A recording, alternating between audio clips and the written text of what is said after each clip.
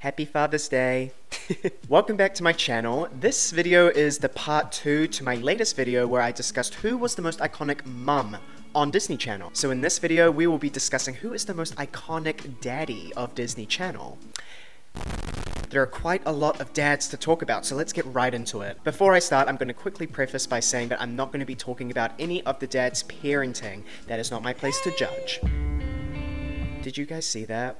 I'm just going to be talking about their personalities and storylines. Starting off with Steve Stevens, the father on Even Stevens. So unfortunately, just like how I talked about Eileen Stevens, I don't know much about him because I have not watched the show since it aired on the Disney Channel. I have not done a rewatch. From my research, he is a lawyer, so he is another professional just like his wife Eileen, but he is considered the more goofy of the two. Disney Channel loves a good goofy dad.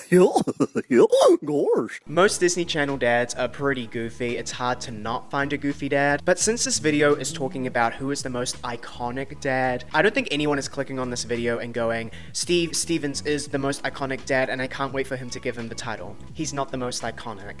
So let's just quickly jump ahead. Don't stop. Go on. Moving on to Sam McGuire, who was the father on Lizzie McGuire, and when I look at a photo of him, this is not my place to judge, but when you look at Joe McGuire and Sam McGuire, do you think like they're a couple? Do you know what I mean? They both wear glasses, so maybe that's what they have in common, but I just don't see them together. Is that a weird thing to say? Yeah. That is a weird thing to say. Out of most of the dads I'm going to be talking about, Sam McGuire is more of a stricter dad than most. But from research, it also says that he is a little bit goofy. Of course, they're all goofy. Wikipedia says that he is implied to be an attorney, which I guess means he has not explicitly stated that he is. Strange. However, when you look at the parents on Lizzie McGuire, I think your head mostly goes to Joe, not to Sam. I mean, did Sam even make an appearance in the Lizzie McGuire movie, or was that just Joe? He is not the most iconic dad of Disney Channel, let's just move on. Moving on to someone that is iconic but I wish was not, Oscar Proud. I don't know about you guys, I think Oscar Proud is funny and like he's entertaining. Come on, I bet they're not so bad. Now! He is goofy. He's goofball to the max. He's always getting into hijinks and doing wrongs against his children along the way, and we're just like, okay. He is a difficult person to live with, I bet. And his relationship with every single character was incredibly funny, especially his relationship with Sugar Mama. You're a nightmare! And he definitely left an impact. I think a lot of people remember Oscar Proud and his hijinks and his scams, so he is potentially the most iconic father. This is a potential father. Moving on to an instant contender for most iconic dad on Disney Channel, Victor Baxter. Victor Baxter was the father of Raven and Cory on That's So Raven, and also the dad of Cory on Cory in the House. I think the main thing that people remember Victor as is a chef. He was a chef at the Chill Grill, and let's just say he was such a good chef that landed him a gig cooking for the President of the United States. One of the funniest memories that I have of Victor on That's So Raven is when he had that rivalry with that other chef, and Victor and Raven went on a cooking competition against his rival, and then Raven ended up having an allergic reaction to mushrooms, and it was funny. That scene is like glued into my head. So Victor was an incredibly good dad. He was the voice of reason for his kids. He was always very caring. He didn't really play into the hijinks as much as Tanya did. Tanya was always in for a good hoodwink, you know? Victor wasn't really like that. Victor was like, I can't deal with this right now. You're too much. And as I previously mentioned, his character carried over to Cory in the House, where he was also one of the main characters on that show. One of the only things that I remember Victor doing on Cory in the House was that episode where the president's daughter did not like to eat vegetables, and Victor found a way to get her to eat vegetables by like creating animals out of vegetables. There was a sheep that was made out of cauliflower. I'm a cauliflower sheep. And he fixed the problem. I'm gonna want my french fries. This is very bad. and that's all I really remember from him on Cory in the House. I mean, retrospectively, do a lot of people remember Cory in the House and what happened on that show? Besides all of that, Victor is definitely in the running for most iconic dad on Disney Channel. This is a potential father. Moving on to Llyod Diffy from Phil of the Future. Once again, he is pretty high on the goofy meter, but also he is incompetent. His main mission on the show was trying to fix the Fleet Flyer 6000, which was the time machine, and it took him 2 seasons to fix it. To be fair, if I was put into his position, I would not know how to fix a time machine, but at the same time, why did it take you so long? That's all I'm gonna say. Why did it take you so long? So he was basically in his flop era for the whole show until he fixed the time machine, because that was kind of his only job, and he wasn't very good at it. But no judgment, because I don't know how to fix a time machine, but do better. Moving on to Barton Bolton. I did not know that was his first name. I just think of him as Mr. Bolton from the High School Musical series. So when you really think about it, Barton Bolton was kind of the villain of High School Musical, the first one. Most people think of Sharpay as the villain of High School Musical, but when you look at it, all she wanted to do was make her dreams happen. She just wanted to get up on stage and sing, and there were some people in her way. We should be supporting someone that wants to support their dreams. Right, Mr. Bolton? Oh, right, yeah. You did not want to support your son unless it was something that you accepted. He was a basketball coach. He loved Troy doing basketball. As soon as Troy was like, I like to sing songs, he's like, it was the Disney equivalent of him being like, you're gay. So gay. You know, you really shouldn't say that.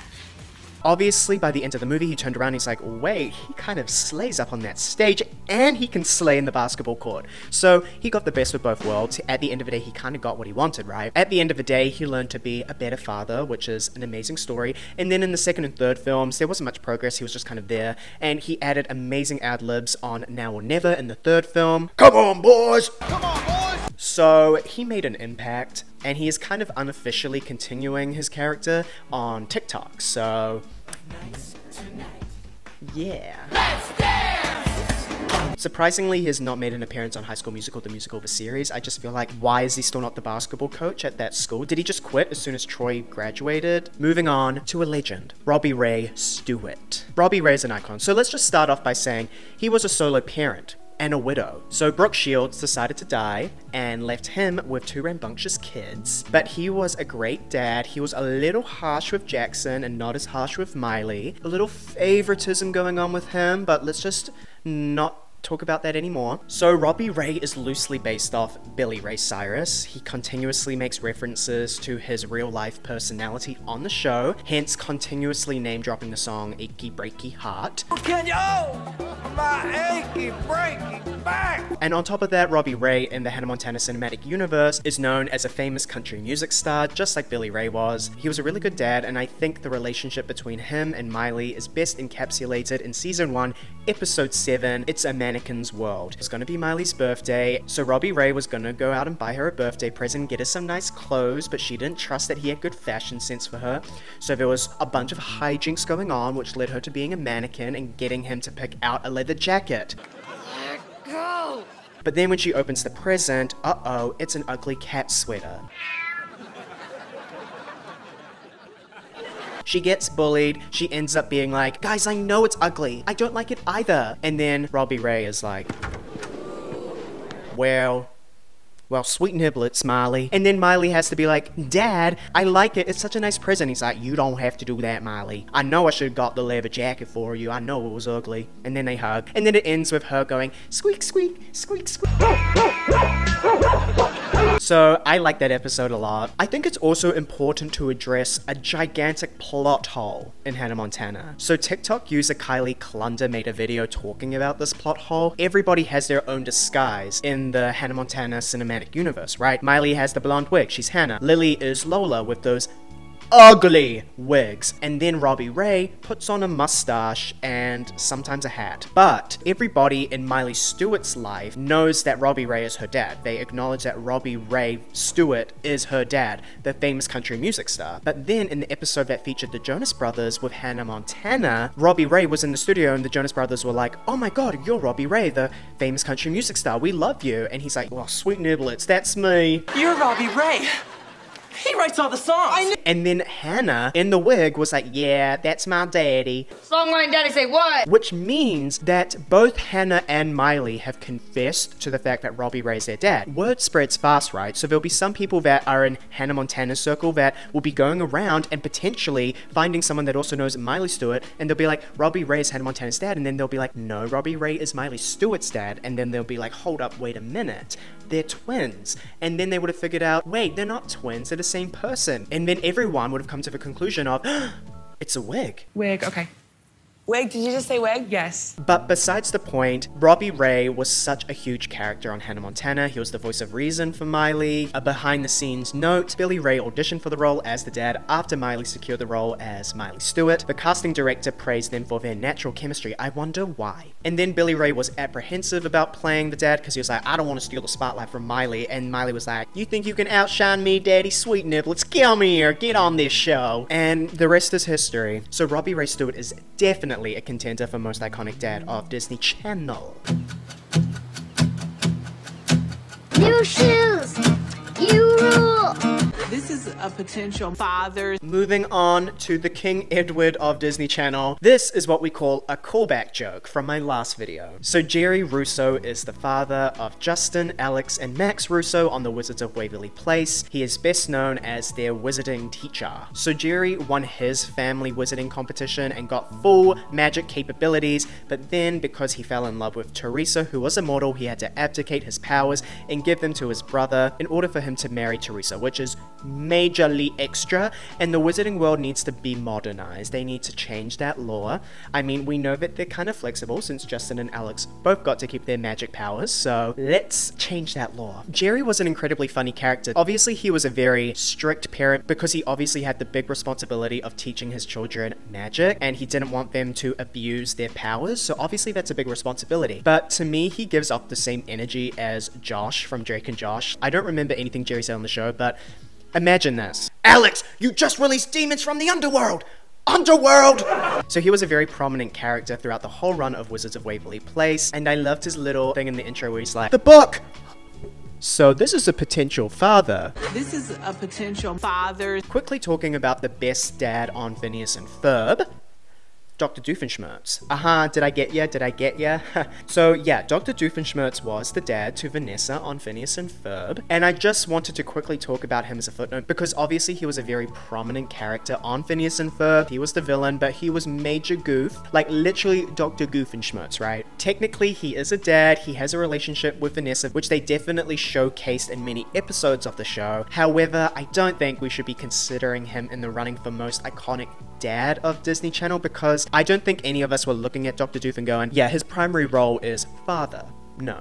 I put Tom Lucas from Jonas on my list, but now I've just decided to take him off because there is no way that anybody is considering him the most iconic dad of Disney, and I don't really remember anything that he did. However, I do want to bring up this fun fact. So the real life actor married the actress Christina Moore, who played the mother of the Ross children on Jessie, but also played Tawny Hart's mum on Sunny with a Chance, which means that the Ross children's mum and Tawny's mum are twin sisters, which ended up changing their surnames upon marriage. Putting that out into the universe. Has anyone talked about that? Moving on to Bob Duncan. He was obviously a prominent character on Good Luck Charlie. I'm pretty sure he was in every single episode, but as you know from my Disney Channel Mum video, I talked about how Amy Duncan stole every single scene that she was in because she was that girl. You can't outdo the doer. Which meant that Bob was outshined. He had a job as an exterminator. I also remember that episode where he talked about his past and they did a flashback of Bob when he was younger, and PJ, Jason Dolly, played the younger version of him, and it was basically hinting at like,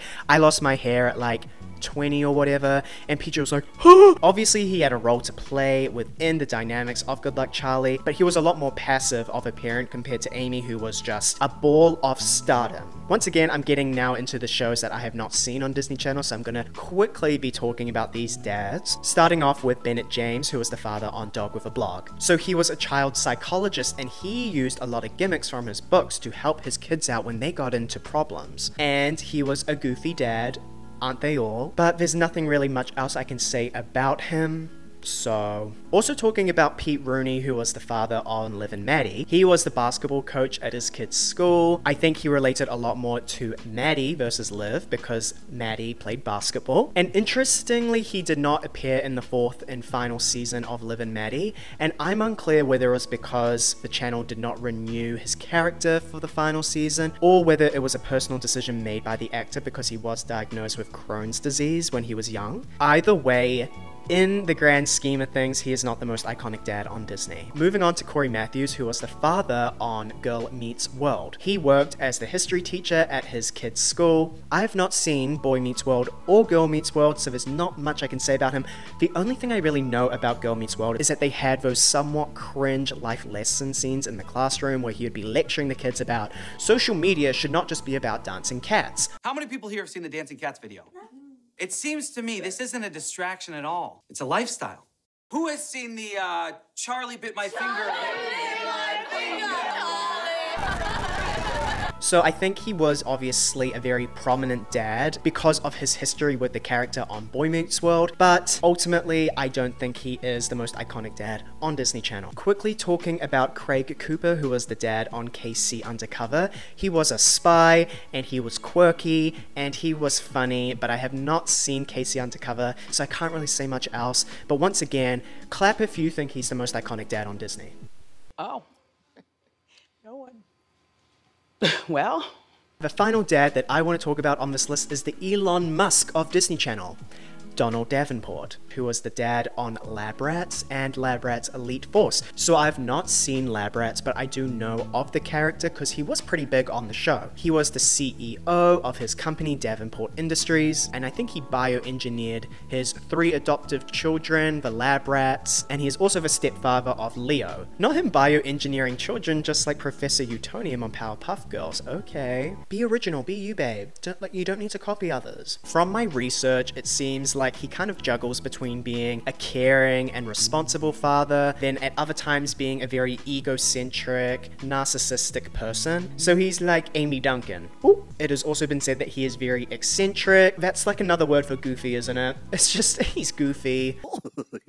But like, he's also like a very smart individual that owns probably like $1 billion company. And as I mentioned earlier, he was a very prominent character in Lab Rats and then also carried over into Lab Rats Elite Force. So he is a popular dad, right? He was renewed for the other show, which means that obviously people liked his character. So he is in the running for most iconic dad on Disney Channel. This is a potential father. That is all of the people that I wanted to talk about. So after going through my list, the most iconic dad on Disney Channel is